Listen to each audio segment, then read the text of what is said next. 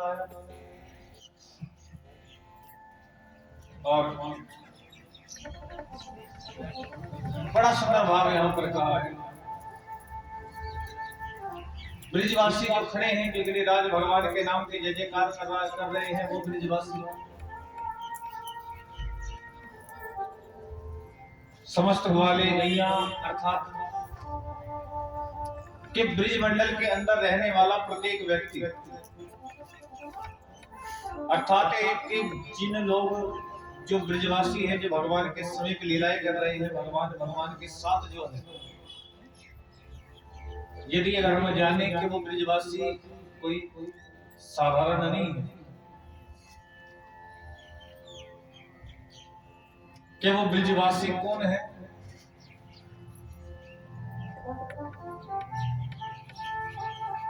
कहां से आए हैं, वो गोपियां कौन है, समस्त ब्रिजवासियों के विषय में भी यहाँ पर बताया।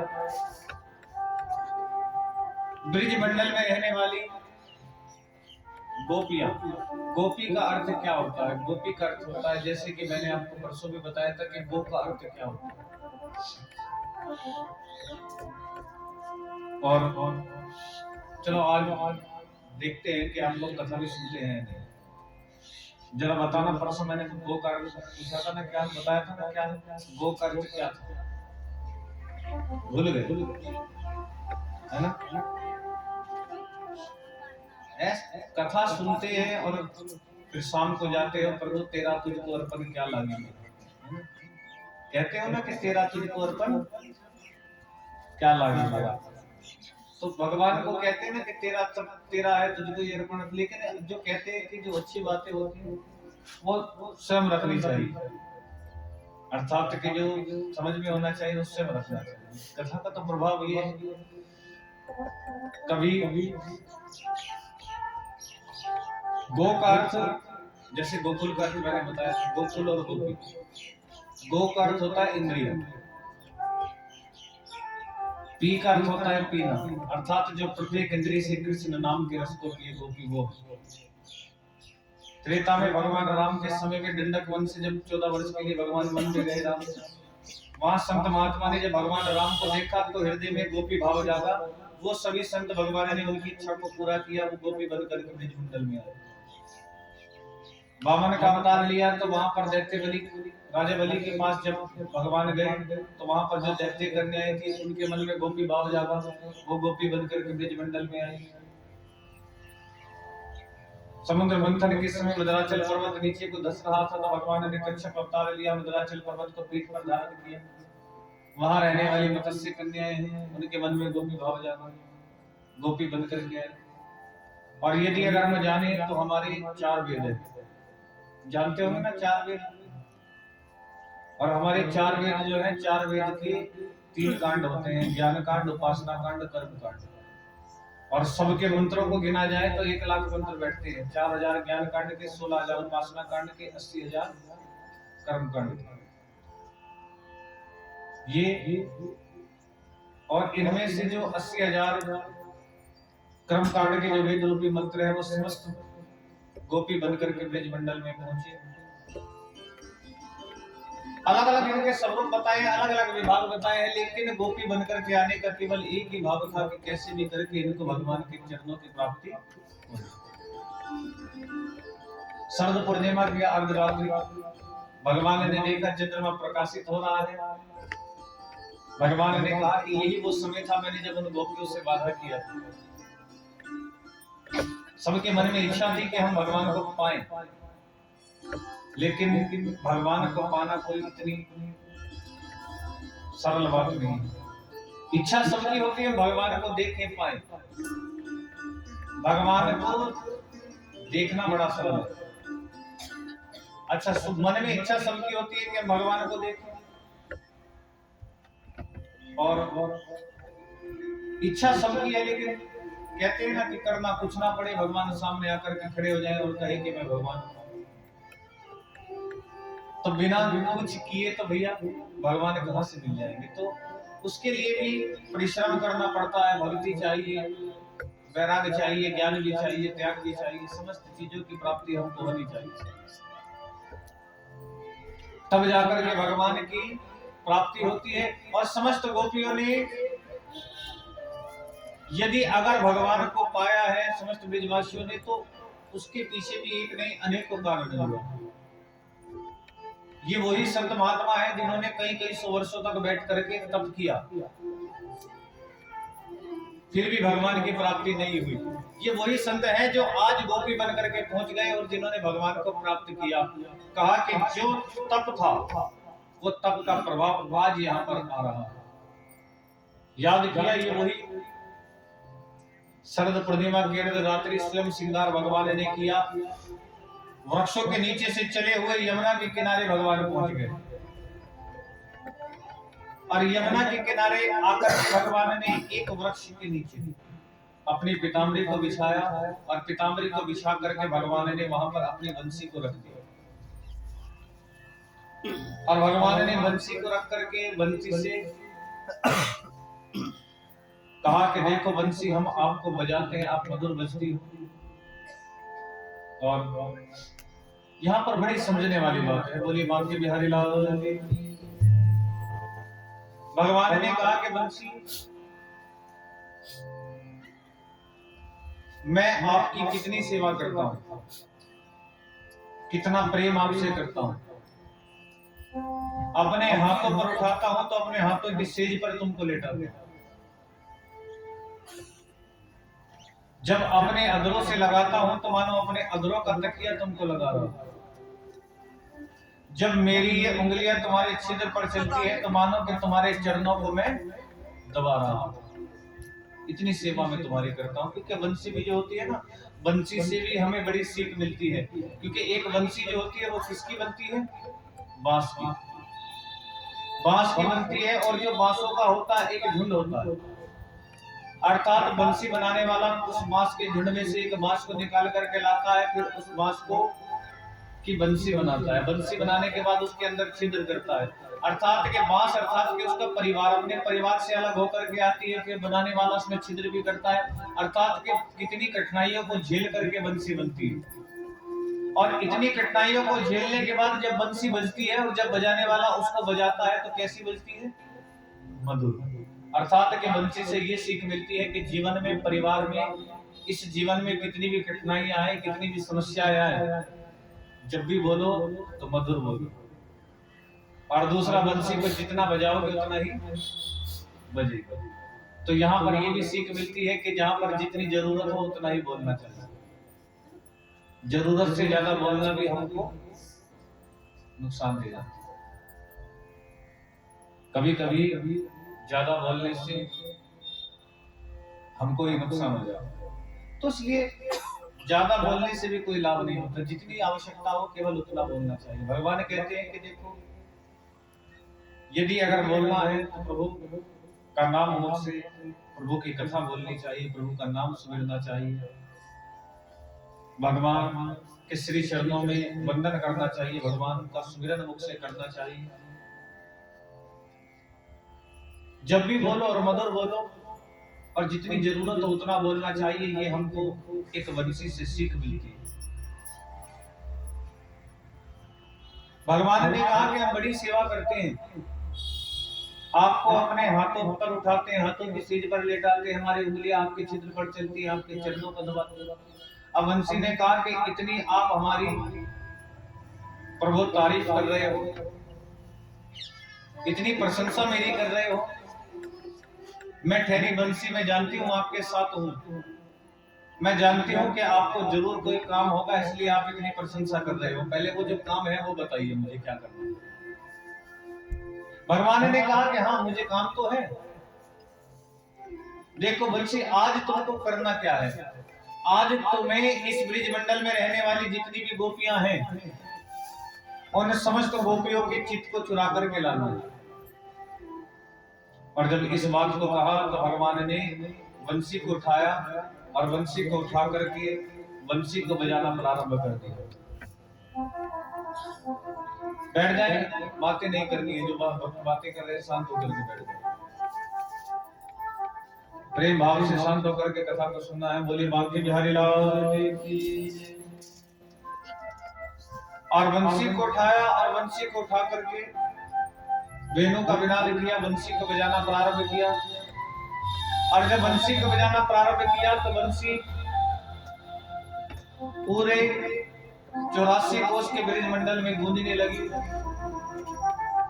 देखो शांत होकर के बैठ जाए, मैं बार बार कह रहा हूँ आपसे, जो बहनें इस बातें कर रही है बिल्कुल ना करो। थोड़ी देर का आपसे समय ले रहे हैं तो इसलिए शांत होकर के बैठ जाए। बोलिए बांके बिहारी लाल।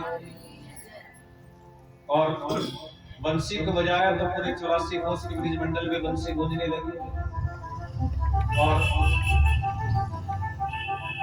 जब गोपियों के कानों तक बंसी पहुंची तो गोपियों को ऐसा लगा कि शायद भगवान कृष्ण उनको बुला रहे हो। और अब तो बंसी को सुनते के साथ ही जो गोपी जिस कार्य में लगी थी उस कार्य को वहीं पर छोड़ करके दौड़ पड़ी भगवान के श्री चरणों में, दौड़ी चली जा रही थी। और जब दौड़ी चली जा रही थी, एक गोपी जो गाय धो रही थी जैसे बंसी को सुना तो बंसी को सुन करके ऐसा लगा कि कृष्ण बुला रहे हो, दौड़ पड़ी सीधी भगवान के श्री चरणों में। एक गोपी जो अपने बच्चे को दूध पान करा रही थी और जैसे बंसी को सुना बच्चे को तो पालने में लिटाया और बच्चे को पालने में लिटा करके दौड़ पड़ी भगवान के श्री चरणों में। यहाँ पर कहा कि एक गोपी तो अपने पति को भोजन करा रही थी। भोजन कराते समय पति ने कहा कि देखो आज लगता है कि इस भोजन में थोड़ा नमक कम है, नमक लेकर के आना। रसोई घर में नमक लेने के लिए गई और जैसे रसोई घर में नमक लेने के लिए पहुंची तो जैसे बंसी को सुना, बंसी को सुन करके सब कुछ भूल गई और दौड़ पड़ी भगवान के श्री चरणों में। और एक गोपी के पति ने तो द्वार को बंद कर लिया, कहा कि कहां जा रही हो? तो गोपी ने कहा कि तुम्हें इस शरीर से प्रेम है, इस शरीर को यहाँ पर रखो, परंतु मेरी आत्मा तो भगवान के समीप दौड़ करके चली जा रही है। एक गोपी ने आंख में काजल लगाया, एक आंख में काजल लगाया, अब दूसरी में लगाने ही वाली थी कि बंसी की धुन जो है वो कानों में पड़ गई और लगा कृष्ण बुला रहे हो। एक आंख में लगाया, दूसरी में लगाना भूल गई। दौड़ी चली जा रही थी। जब दौड़ी चली जा रही थी तो दूसरी गोपी ने देखा, बहन तेरे घर में क्या काजल कम पड़ गया जो एक ही आंख में लगा। अब उसने देखा, एक दौड़ करके फिर घर आई। अब घर में आकर के सोचा दूसरी आंख में भी लगा लेती हूँ। अब दूसरी आंख में काजल लगाने को हुई तो हाथ कांप रहे हैं, बंसी को कहीं दूसरी गोपी मुझसे पहले ना पहुंच जाए। अब हाथ कांप रहे थे, अब लगाए आंख पर लेकिन लग जाए यहाँ, कभी यहाँ लग जाए कभी यहाँ लग जाए। अब उसने कहा कि मेरा गोविंद कौन सा सुंदरता को देखता है, मेरा गोविंद बाहर की सुंदरता नहीं देखता। और सारा काजल हाथ में लिया, पूरे मुंह पर लगा करके सीधा दौड़ना प्रारंभ कर दिया। भगवान ने देखा चारों ओर से हजारों गोपियां चली आ रही थी तो उन गोपियों को देख करके भगवान ने दूर से प्रणाम किया। आओ गोपियों, आपका स्वागत है, आपके आने से मेरे मन को बड़ी प्रसन्नता मिली है, मेरे हृदय को बड़ी प्रसन्नता। स्वागत करते करते भगवान ने उन गोपियों से कहा कि आप आ रही हो, आपका स्वागत है, लेकिन गोपियों मुझे ये बताओ कि आप क्यों आई हो? पहले तो देखिए भगवान ने बंसी बजा करके उनको बुलाया और जब वो आ गई तो भगवान पूछ रहे हैं कि क्यों आई हो।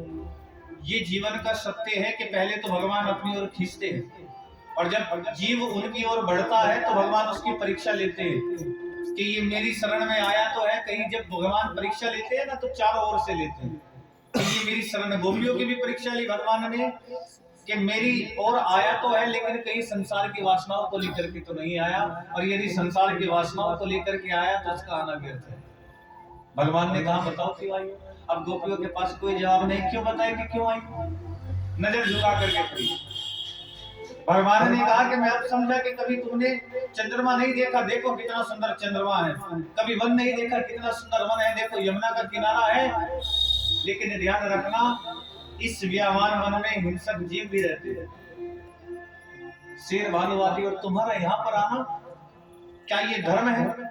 और मैं कहता हूँ जाओ, लौट करके चली जाओ, जा करके अपने पति की सेवा करो, अपने परिवार की सेवा करो, यही तुम्हारा धर्म है। अर्धरात्रि में मेरे पास आना क्या ये तुम्हारा धर्म? जाओ लौट करके चली जाओ। भगवान ने कहना प्रारंभ कर दिया। भगवान ने 3 अध्याय निकाल दिए गोपियों को कहने में, समझा। भगवान ने कहा गोपियों में समझाता हूं, तुम्हारा धर्म क्या है, एक स्त्री का पतिव्रत धर्म क्या होता है। भगवान ने कहा कि गोपियों देखो, एक गोपी थी जो अपने पतिव्रत धर्म का पालन किया करती थी। एक बार उसका पति काफी समय से यज्ञ कर रहा था और यज्ञ करने के बाद उसका पति थक हार करके अपनी पत्नी की गोद में सर रख करके सो गया और वो पंखे से उसको हवा करने लगी। थक हार करके पति अभी सोया है, हवा कर रही थी, पति की सेवा कर रही थी। तभी उसका 1-2 साल का बच्चा जो उस यज्ञ कुंड में जो अग्नि प्रज्वलित हो रही थी उस अग्नि की ओर चला जा रहा है। अब उसने देखा कि हे प्रभु, अगर बच्चे को बचाती हो तो पति की नींद खुल जाएगी, पतिव्रत धर्म नष्ट हो जाएगा, किसको क्या करूं। उस गोपी ने हाथ जोड़ करके प्रार्थना करनी प्रारंभ कर दी और कहा कि मैं अपना पतिव्रत धर्म निभाऊंगी। और उसका बच्चा 2 साल का जो बच्चा था वो सीधा उस अग्नि कुंड में जाकर के 20 मिनट बाद जब उसके पति के नेत्र खुले तो वो गोपी दौड़ करके गई और जाकर के उस अग्नि कुंड की ओर देखा कि जो अग्नि जल रही थी वो अग्नि वहां पर पुष्प बन चुके हैं और उन पुष्पों में उसका बच्चा खेल रहा है। भगवान ने कहा कि गोपी ये होता है पतिव्रत धर्म और ये होता है एक स्त्री का धर्म। अब उन गोपियों ने कहा कि प्रभु इतनी देर से आप बोल रहे हो और हम सुन रही हैं, आपने अपनी तो कह ली, अब हमारी सुनिए। आप कह रहे हो कि जाओ लौट करके जाओ, जाकर के अपने पति की सेवा करो, यही तुम्हारा धर्म है। अरे क्यों करें माटी के पतियों की सेवा? आत्मा का पति तो परमात्मा है, कृष्ण है। और जब आत्मा का पति परमात्मा कृष्ण मिल चुका है तो क्यों जाए माटी के पतियों की पूजा करने के लिए? आपने पतिव्रत धर्म बताया, हम भी एक पतिव्रत धर्म आपको बताते हैं। हम भी एक गोपी को जानते हैं जो अपने पतिव्रत धर्म का पालन किया करती थी। वो गोपी रोज सुबह उठ करके अपने पति की पूजा किया करती थी, आरती किया करती थी, सेवा किया करती थी। लेकिन एक बार उसके पति ने कहा कि मैं तो बाहर व्यापार करने के लिए जा रहा हूं। अब उसने कहा, उस गोपी ने कहा कि मैं भी आपके साथ चलती हूँ। पति ने कहा कि मैं आपको नहीं ले जा सकता। अब गोपी ने कहा कि आप तो चले जाओगे, आपके जाने के बाद मैं किसकी पूजा करूंगी, किसकी सेवा करूंगी? तो उस गोपी के पति ने प्रभु क्या किया कि अपनी एक माटी की मूर्ति बना करके अपनी धर्मपत्नी को पकड़ा दी और कहा कि जब तक मैं लौट करके नहीं आता इस माटी की मूर्ति की पूजा करती। उसका पति बाहर व्यवहार करने के लिए चला गया। 3 वर्ष बाद जब उसका पति लौट करके आया और आकर के उसने द्वार बजाया और वो गोपी तो अंदर माटी के पति की पूजा कर रही थी जो उसका पति देकर के गया। तो हम गोपी प्रभु आपसे पूछती है कि अब आप हमें बताइए कि उस स्त्री को द्वार खोलने जाना चाहिए या नहीं? भगवान ने कहा गोपियों सरल सी बात है, जब सच्चा पति द्वार पर आ गया तो इस माटी के पति की पूजा करने से क्या लाभ है? गोपियों ने कहा कि देखो हम यही तो आपको समझा रही हैं कि जब सच्चा पति मिल गया तो क्यों माटी के पति की पूजा करें। मीरा को तो लोगों ने कहा कितना अच्छा परिवार मिला है, राणा परिवार मिला। मीरा ने क्या कहा, ऐसे वर को क्या वरो जो जन्म ले छूट जाए, वर वरिए गोपाल को जहाँ से चुगलियों मरे हो जाए। और प्रभु इस शरीर का भोजन अन्न हो सकता है लेकिन आत्मा का भोजन तो केवल परमात्मा है। और हमें यदि अगर परमात्मा मिल चुका है, स्वयं कृष्ण मिल गया, तो क्यों जाए लौट करके? और प्रभु आप कह रहे हो कि लौट करके चले जाओ, तो चलो हम मान लेते हैं, गोपियां लौट करके भी जाने के लिए तैयार है, हम चली जाती हैं लौट करके, हम लौट करके चली जाती है। लेकिन एक चीज हमारी जो आपके पास है वो हमें लौटा दो तो हम चली जाए। भगवान ने कहा कि कौन सी चीज है? गोपियों ने कहा कि हमारा जो मन आपके पास है, हमारा जो मन आपने चुराया है वो हमें लौटा दो तो हम चली जाएंगे। अगर बिना मन के घर लौट करके जाएंगे, पति कहेगा कि भोजन बनाओ, लेकिन हम तो कहेंगे कि हमारा तो मन ही नहीं है। और जब मन ही नहीं होगा तो घर जाने का भी कोई लाभ नहीं है। और जब भगवान ने गोपियों के भाव को सुना तो भाव को सुनकर के समस्त गोपियों के साथ भगवान ने नृत्य करना प्रारंभ किया। और भगवान जब उन समस्त गोपियों के साथ नृत्य कर रहे थे तो उन गोपियों के मन में अभिमान आ गया कि हम कितनी सुंदर है, हमने भगवान को पा लिया, भगवान हमारे साथ नृत्य कर रहे हैं। और जैसे उन गोपियों के मन में अभिमान आया और भगवान समझ गए कि गोपियों के मन में अभिमान आ चुका है, और भगवान वहां से अंतर्ध्यान हो गए। अब उन गोपियों को लगा कि शायद उनके प्राण हृदय से निकल करके चले गए हों और राधा जी को लेकर के भगवान चले जा रहे हैं। गोपियों ने देखा कि अभी तो नृत्य कर रहे थे, पता नहीं कहां चले, ढूंढने लगी चारों ओर। राधा जी ने भी भगवान से कहा कि आपने अच्छा नहीं किया, उन गोपियों को तड़पता हुआ छोड़ करके आ गए और मुझसे भी नहीं चला जाता। भगवान ने कहा कि अगर आपसे चला नहीं जाता तो आप एक काम कीजिए, मेरे कंधों पर बैठ जाइए। कंधों पर बिठाने के लिए नीचे झुके और झुकते के साथ ही भगवान अंतर्ध्यान हो गए। राधा जी ने कहा मुझे भी छोड़ करके। अब गोपियां चारों पूरे ब्रजमंडल में ढूंढने लगी, कृष्ण कहाँ है, कृष्ण कहाँ। बीच मार्ग में राधा जी बैठी हुई मिली। राधा जी से प्रार्थना की, आपको भी छोड़ करके चल दिए, तो चलो आओ मिल करके भगवान को ढूंढती है, कृष्ण को मिल करके ढूंढती है। ना जाने कृष्ण को क्या हुआ, कहां चले गए। और बड़ा सुंदर भाव समस्त गोपियां कहती हैं, बोले बांके बिहारी लाल